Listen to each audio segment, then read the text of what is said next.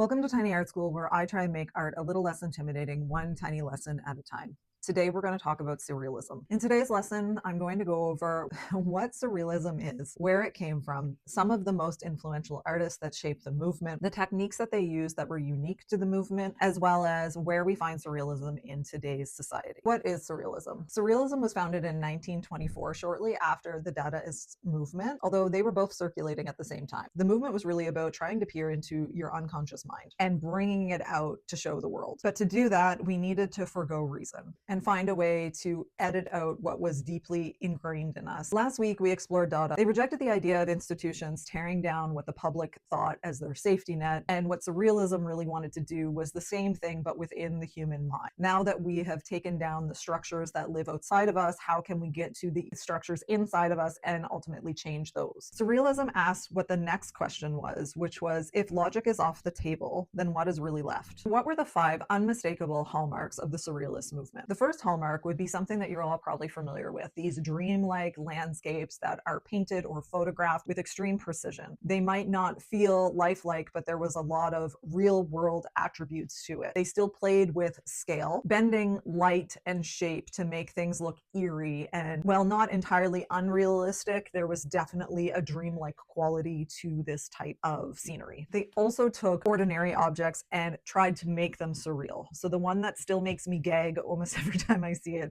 is that fur-lined teacup. But there's also things that would be more familiar as well, like Magritte's The Painting of the Pipe, that is called This Is Not a Pipe. The third hallmark, I would say, would be the automatic writing or automatic drawing trend. This aimed to get at the subconscious, to take your reason and your logic apart from what you're currently thinking, tries to force you into a hallucinogenic or a trance-like state to get at what the core of you is, or the core of humanity. The fourth one kind of touches on the dreamlike quality, but this is familiar objects in space that become impossible. Our melting clocks, our floating objects, warped scale or experience of time, liquefied or disjointed bodies, and animals with really long legs or long faces, and landscapes that seem to go on forever, that seem to look into the subconscious or a completely different world. And the last hallmark is that it was entirely influenced by psychology. This movement wouldn't have had legs without the science behind it. We know this movement started in France, primarily coming out of psychiatric evaluations. In 1924, there was not just one, but 2 manifestos written with the exact same title, the Surrealist Manifesto. So they published these both in Paris within 2 weeks of each other. Yvonne Gohl actually was the first one to publish it. There was a race to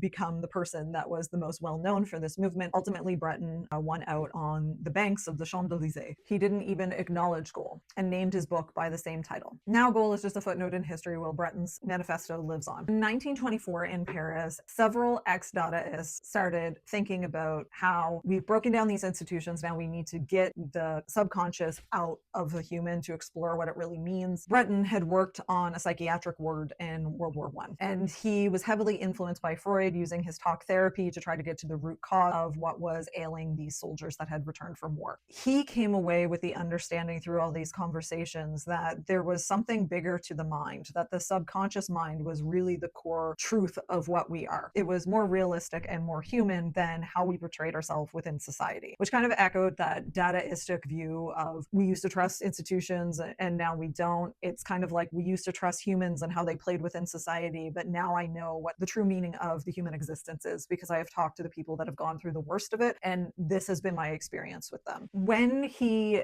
published his manifesto, the biggest takeaway from that was something called pure psychic automatism. The best way for me to describe this to you, it was almost as he felt like he was plucking pure thoughts out of the subconscious mind of these broken soldiers. They were thoughts that he believed didn't have any influence for society's needs, society's structure, with no interference of taste or morals or any kind of societal expectations of these men. Therefore, he felt like it was the root of the human consciousness. He also likened this surreal state to be like a living or waking dream, and this was expressed by his notes on hypnagogia. His manifesto still carried through the Dada feelings of nonconformity and being an individual, and he felt this was the purest way that we could experience that. He wasn't defined by society's rules this way, and he adopted the absurdness of the Dadaism in his approach to understanding who we were at a core. The philosophy of surrealism was really the movement itself. If Dada answered the world by saying nothing really matters, then surrealism was trying to dig a little deeper than that. Surrealists were trying to prove that everything in your conscious mind was being filtered by basically yourself as a human institution,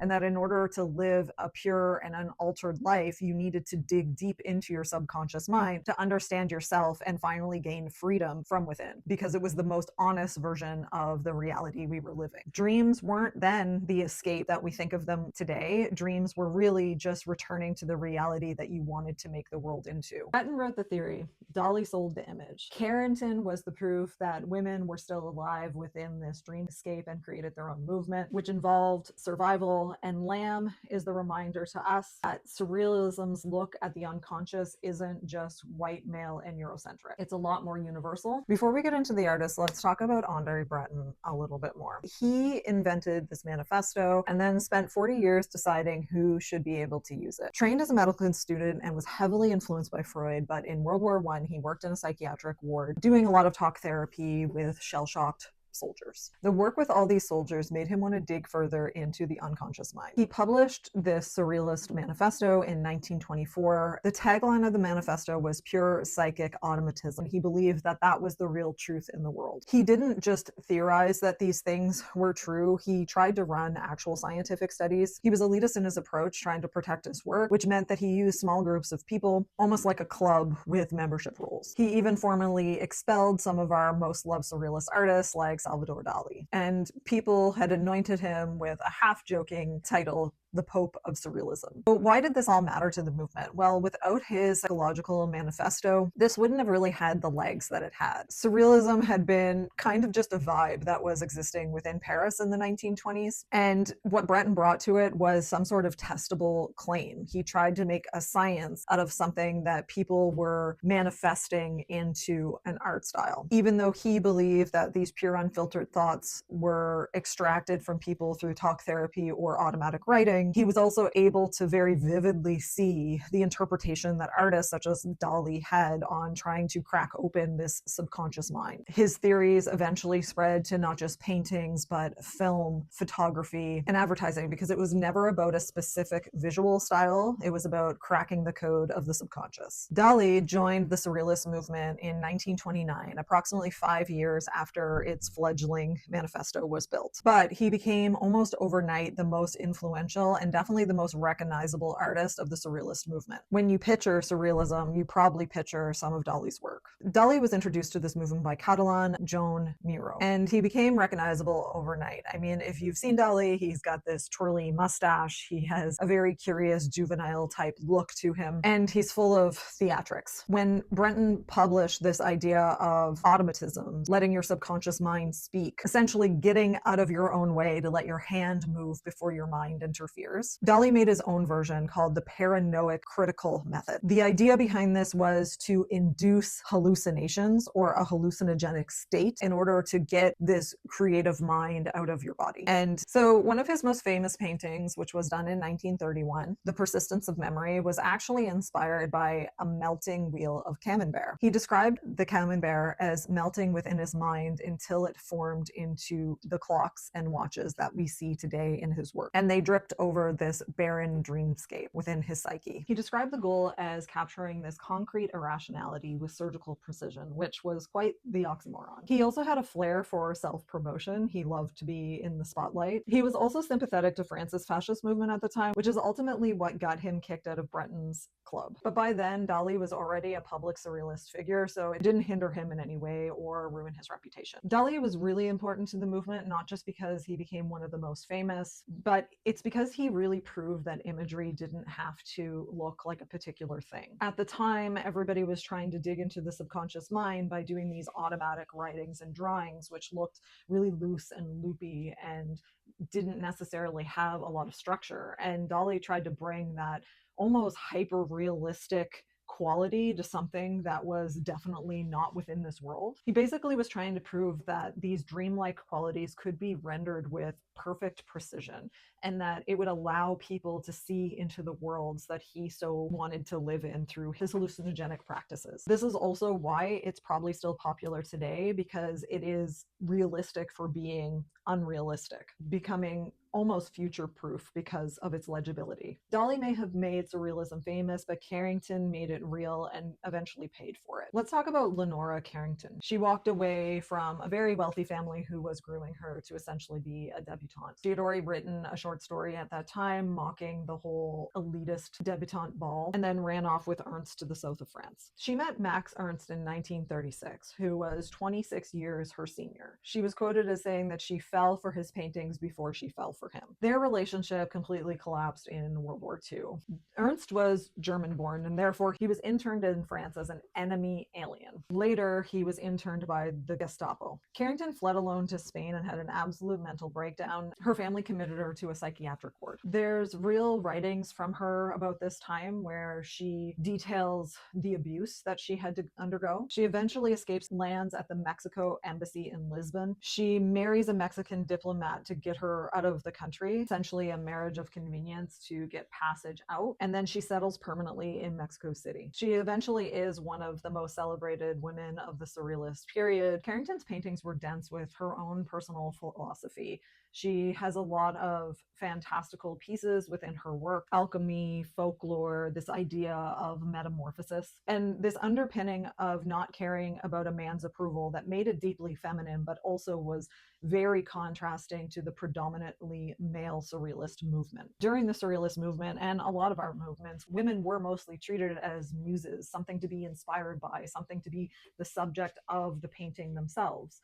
Whereas Carrington took herself out of that and painted her consciousness in terms of how she was changing. She also outlived most of the surrealists of the movement, being relevant and continuing to paint for almost 60 years. So while Carrington paid the price for being a woman in the surrealist movement and barely made it out alive, the next artist I'm going to talk about paid an entirely different price. He proved that surrealism wasn't just for European men, even though the movement's own leader maybe didn't agree with him. Enter the stage Wilfredo Lam. He was born in Cuba in 1902, and he was the son of a Chinese immigrant dad and Afro-Cuban mom, who was mixed African and Spanish descent. He trained in Madrid and Paris alongside Picasso, who later introduced him to the Paris avant-garde. When the Nazis invaded France in the 1940s, Lam had to escape south and actually left with Breton himself. They stayed at a place in Martinique for a short while before Lam finally left the country and returned to Cuba. The return to Cuba absolutely changed everything about his work. He reconnected with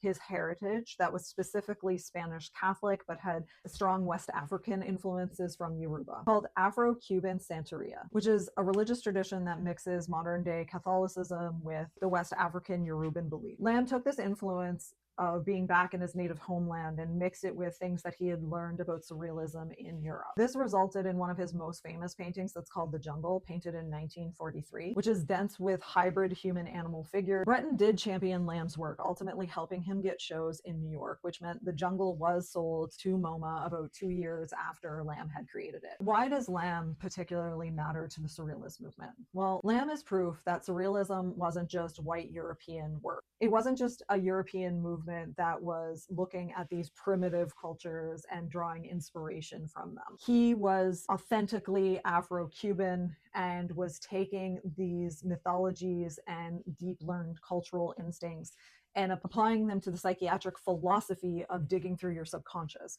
So what looked like the subconscious of a European person would very much be different to someone who was non-European like Lam. He's also a useful way for us to check in on this idea of primitivism culture. Europeans were fascinated by his Afro-Caribbean culture and imagery that he put in his painting, but Lam wasn't borrowing from an unknown source. He was using his own heritage and applying it to the movement. There was actual technique within those melted clocks, not let's just paint weird stuff to be weird. So let's go through it. We've touched on this a couple of times, but part of that automatism from Breton and eventually Dali was this idea of automatic writing, trying to write the subconscious mind onto paper by disconnecting from your brain and letting your hand just guide the way. The idea is to keep writing and not pause, not edit, not reread what you're writing until you feel like you are done. Dali also built his own variant, the paranoiac critical method. And in his method, he tried to self-induce hallucinations, to peer into his own subconscious mind. The previous example of his famous work where he was picturing the camembert melting, and that became his clock. So surrealism was heavily influenced by Freud's idea of dreams and what the power they had over our subconscious. And so by getting into this hypnotic state where you were creating hallucinations, it was thought to bring these dreams out of the person. Dali first articulated his method in around 1930, where he was giving a lecture on the moral position of surrealism. Another technique out of this movement is something that we call the exquisite corpse, which is a collaborative writing or drawing exercise that I bet you have probably done yourself at least once. It's this game where you write down a sentence or a couple of words and you fold the piece of paper and you put it to the next person, and they write whatever comes to the top of their mind, so that when it is unfolded, you're supposed to have this very scatterbrained kind of story that is going by the person before you's understanding of what you might have written. In essence, no one's controlling the whole image or the whole story. It is a collaborative effort without knowing what the other person wrote previously. There was also a technique called decalcomania. This was the idea of pressing paint between two surfaces and then pulling them apart to see the image. So you're leaving it up to fate, chance, and physics to figure out where the paint is going to be. It's going to be thicker in some areas, it's going to be pulled outward in other areas, and you're just leaving that image up to chance. Max Ernst had a technique that was called frottage, which you would run graphite over the surface of something to try to capture the images that were there but could not be seen by the naked eye. He also developed something that was called grattage.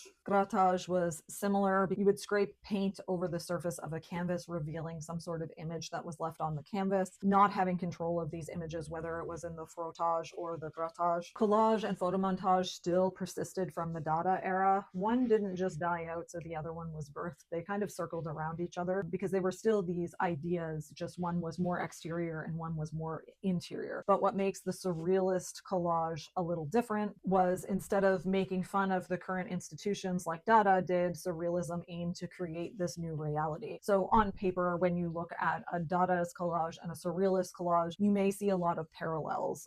As I mentioned in my Dada series, Hannah Hawk was a huge inspiration for the surrealist movement, and you can see that in some of her works, how it played with this idea of scale, and that really changed the way that people thought about what was in the subconscious, coupled with how Dali portrayed images to be hyper realistic, even though they were from this dreamscape kind of realm. So while they might not look that different in some cases, it was just this further exploration of an idea of what is surreal. And then we also have assemblage, which is kind of an extension of ready-made. So taking normal objects like a teacup, but making it into a fur-lined teacup, takes an everyday object and makes it surreal. They also turn certain things into what they called uncanny sculptures. Now, if you want to play around with any of these techniques, try scribbling on a piece of paper, and then from there, see if you can start to see an image and draw that image out of that scribble. It's something that you'll see some artists do today. They might have like a tea or a coffee spill on a piece of paper and try to make an image out of it. That actually comes from the Surrealist movement. So if you've ever seen someone do that, or if you'd like to try it yourself, that's a great exercise into surrealism that's easy to do today. Now that you've seen some of the techniques of the movement, let's see what it broke into. Go over some of the things that we see in modern day that have its start in surrealism. Surrealism could be argued that it's one of the most influential art styles of the modern era. And I say that because we see it in heartbeats of today all over the place. In our music videos, in our magazine articles, in advertising, in current film. There's all of these instances